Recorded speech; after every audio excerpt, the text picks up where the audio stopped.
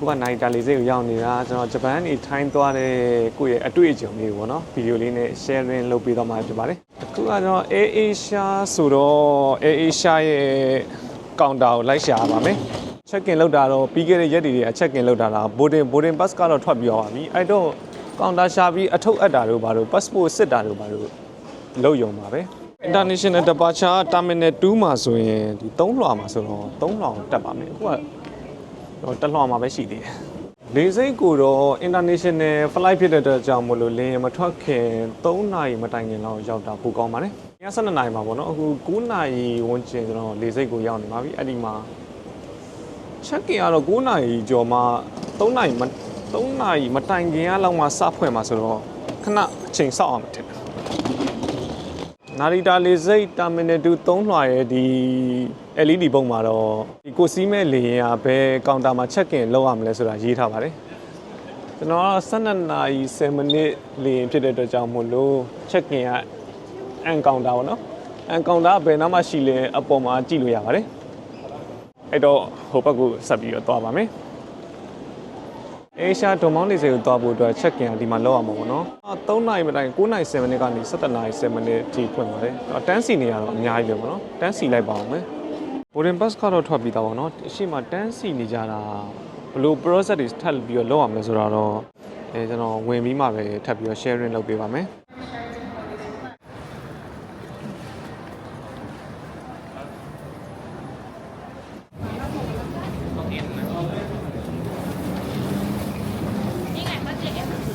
ဒီမှာ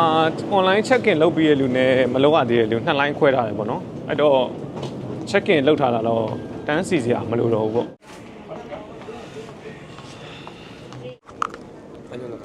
はいサインカードはいはい来週の26日まで26日までございます、はい、4日間4日間はいですか4日間ですねでその後日本にあそうですねお帰りのチケットのメールか何か見せていただいてわかりましたお預け荷物わかりました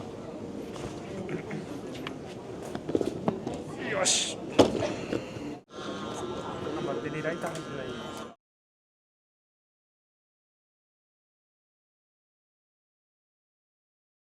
online check in လုပ်ပြီးလောက်ထားတာဆိုတော့ဒီမှာ wait chain နဲ့ပြီးတော့ passport စစ်တယ်ပေါ့နော်အပြန်လင်းလက်မှတ်ပြခိုင်းပါတယ်လင်း one byte ထဲမဲ့ပစ္စည်းကိုအရင်ချိန်နဲ့ပြီးတော့ရင်လင်းမ hand carry အနေနဲ့တင်မဲ့ပစ္စည်းပါထပ်ချိန်ပါတယ်ချိန်ပြီးရင်ဆိုရင်တော့ဒီလင်းလက်မှတ်လေးရဲ့ passport ရဲ့ပြန်ပေးပါတယ်ဂိတ်ကဒီနေရာမှာ17ခွဲစဖွင့်မယ်လို့ရေးထားတာပေါ့နော်အဲ့တော့17နာရီခွဲမတိုင်ခင်အထိအချိန်ဖြုံးလိုက်ပါအောင်မယ်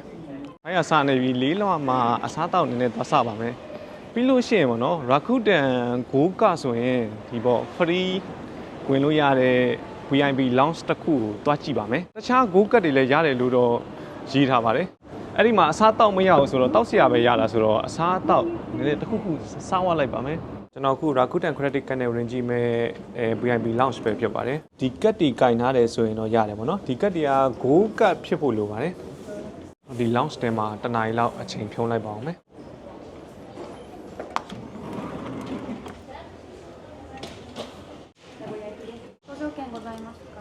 はい。缶ビールつきますがお飲みになりますか。はい、お願いします。ご用意いたします。お手続き以上でございます。Rakuten Go ကတ်ပြလိုက်တယ်ပေါ့နော် Rakuten Go ကတ်ပြီးတော့လင်းစီးတဲ့လက်မှတ်ပြခိုင်းပါတယ်တကယ်လို့ site ရောက် arrival ဆိုရင်လည်းတော့ arrival ဆိုရင်တော့ arrival ticket ပြပေးလိုက်ပေါ့နော်ပြီးတော့ beer တောက်မလားမေးပါတယ် beer တပူးတောက်မယ်ဆိုတော့ beer တပူးပေးပါတယ်ဒီ lounge ထဲမှာ drink ခုပါလည်းရှိတယ်ပေါ့နော်အေးတောက်ချင်အေးလေးပါတောက်လို့ရပါတယ်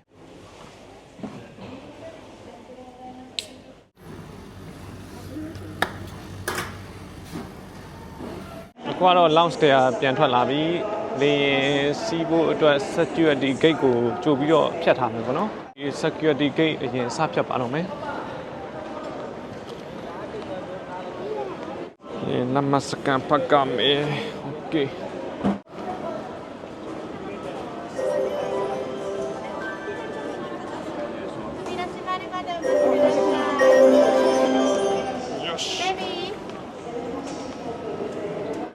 Aku gate တကလေးလက်မစကန်ဖတ်ပြီးတော့ဝင်ရတာပေါ့နော်ပြီးတော့ဒီဘက်မှာ security gate ဖြတ်ပါမယ် စစ်ဆေးတာတော့ပြီးသွားပြီပေါ့နော်စစ်ဆေးတာတော့လူတွေပဲချုပ်ပြီးတော့အုံးတို့ကွန်ပျူတာတို့ထုတ်ပြီးတော့တင်ပေးလိုက်အောင်ပဲမတင်ငါမှတာနည်းနည်းစစ်တာပေါ့နော်ပုံမှန်တော့ဘာမှမစစ်ပါဘူးဖောင်ဖြည့်တာတော့ arrival departure ရှိပါတယ်ဒီမှာ departure ဆိုတော့ departure ဘက်မှာဖြည့်ပါမယ်နာမည်ရယ်မွေးနေ့ရယ်သွားမဲ့နိုင်ငံပေါ့နော်သွားမဲ့နိုင်ငံဒါလေယာဉ်နံပါတ်ဒါကရှုခုခုရောတေခိကန်ဒါဘယ်လောက်ကြာမှာလဲပေါ့နော်အဲ့တော့ကြာမဲ့ချိန်ကအီချိနန်အီနိုင်ပေါ့9ရက်လောက်ပဲသွားမှာဆိုတော့အီချိနန်အီနိုင်ပဲရွေးအောင်တခြားရွေးစရာမရှိဘူးပေါ့နော်ဒါတော့ခဏထွက်တာလားအပြီးထွက်တာလားမေးတာဖြစ်ပါတယ်ဒါပြီးရင်ပြန်လာမှာဆိုတဲ့အတွက်အီချိဂျီတက်ကိနာခဏထွက်ပြီးပြင်ပြန်လာမှာပေါ့နော်ကြည့်ထားတာတော့ဒီလောက်ပါပဲလေရင်နံပါတ်ကေတစ်နှစ်အတွင်းရဲ့သွားမဲ့နိုင်ငံရဲ့မွေးနေ့ကိုယ့်ရဲ့အချက်လက်ကပြီးတော့ပြင်ပြန်လာမယ်ဆိုတဲ့အမှန်ချက်ကနေရာမှာစိုင်းလက်မှတ်ထိုးလိုက်ရုံပါပဲဒီခုနဖြည့်ထားတဲ့စာရွက်နဲ့ immigration ဖြတ်ရမှာပါဘာတွေမေးလဲဆိုတာကျွန်တော်ပြီးကြရင်ထပ်ပြီးတော့ပြောပြမယ်ပေါ့နော်ဟိုဘက်မှာ gate တစ်ခုရှိရပေါ့နော်ဟိုဘက် gate ကတော့ဂျီရိုကဆို automatic gate ပေါ့နော်ဘာမှအစစ်ဆေးမေးမြန်းမရှိကိုယ့်ရဲ့ passport ကိုဒီစကန်ဖတ်လိုက်တာနဲ့အလိုလျောက်ဖြတ်သွားလို့ရတယ်ပေါ့နော်အဲ့လို passport အလိုလျောက်ဖြတ်ဖို့အတွက်ကလာဝကဖြစ်ဖြစ်လေစိတ်မှာပဲဖြစ်ဖြစ်ကိုယ့်ရဲ့ passport ရဲ့ကိုယ့်ရဲ့အချက်လက်တွေမျက်နှာတွေကို register လုပ်ထားဖို့လိုပါတယ် immigration gate မှာတော့ခုနဖြည့်ထားတဲ့ form လေးရဲ့ဇိုင်းလူကတ်ရဲ့ passport ရဲ့တောင်းတယ်ပေါ့နော်ဘာမှတော့စစ်ဆေးမေးမြန်းတာမျိုးမရှိပါဘူးအဲ့ဒါလေးစစ်ပြီးတော့ပြီးသွားရပေါ့နော်လူတန်းစီရတာပဲကြာတာပေါ့နော်တကယ်တမ်းဖြတ်တာတော့ခဏလေးပါလေစီရမှာ65ဆိုတော့ဟိုက65ကိုသွားနေတာပါသွားမဲ့လေရင်ကအထုပ်ပိုးတွေတင်နေပါပြီ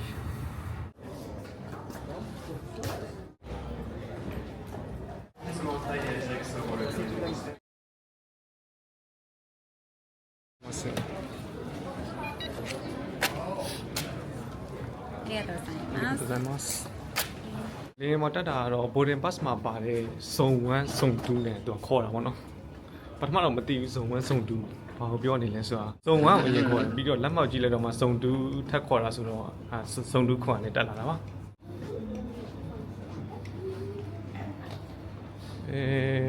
ထိုင်ကုန်ကထိုင်ကုန်နံပါတ်က63ဆိုတာ63 Okay, consider your left side. ဆုံးရခုံပေါ့နော်63လေဟုံးကြလေခုံကြရှော့ကနိုင်ဒီမော်တော့ရောက်ပါပြီထိုင်ကတော့အလဲလိုင်းရဲ့အလဲမှာပါဒီလိုထိုင်ကုန်ကောင်းတာလူချင်းတော့စံထပ်ပေးပြီးတော့ရွေးတာပိုကောင်းပါတယ်ထိုင်အောင်မှပြန်တွေ့မယ်လားဆိုရင်ဘန်ကောက်ရဲ့ဒွန်မောင်း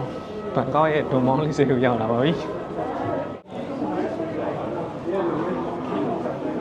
immigration ကတော့ဖြတ်ပြီးသွားပြီပေါ့နော်အများကြီးတော့မမေးပါဘူးကျွန်တော်တို့ဟိုကမလာခင်လောက်ခဲ့တဲ့ Thailand Digital Arrival ကတ်လည်းမတောင်းပါတော့စက်ထဲမှာကြည့်လိုက်တဲ့ပုံပါပဲပြီးတော့ကျွန်တော် passport အသစ်ရောအဟောင်းရောတောင်းတယ်ပေါ့နော်တောင်းပြီးစစ်ပြီးတော့ပြန်လေးလက်မှတ်လေးပြလိုက်ရောဂျပန်လာလားဆိုပြီးတော့မေးပြီးတော့တုံးထူပြီးတော့ပြီးသွားပါတယ်အခုကတော့ baggage စောင့်လိုက်ပါအောင်မယ် baggage ကတော့လေနံပါတ်ကိုကြည့်ပြီးတော့ HG603 ဆိုတော့ကျွန်တော်ဒီနေရာမှာလာစောင့်ပါမယ်တိတ်တောင်စောင့်လိုက်ရအောင်ရောက်ပြီ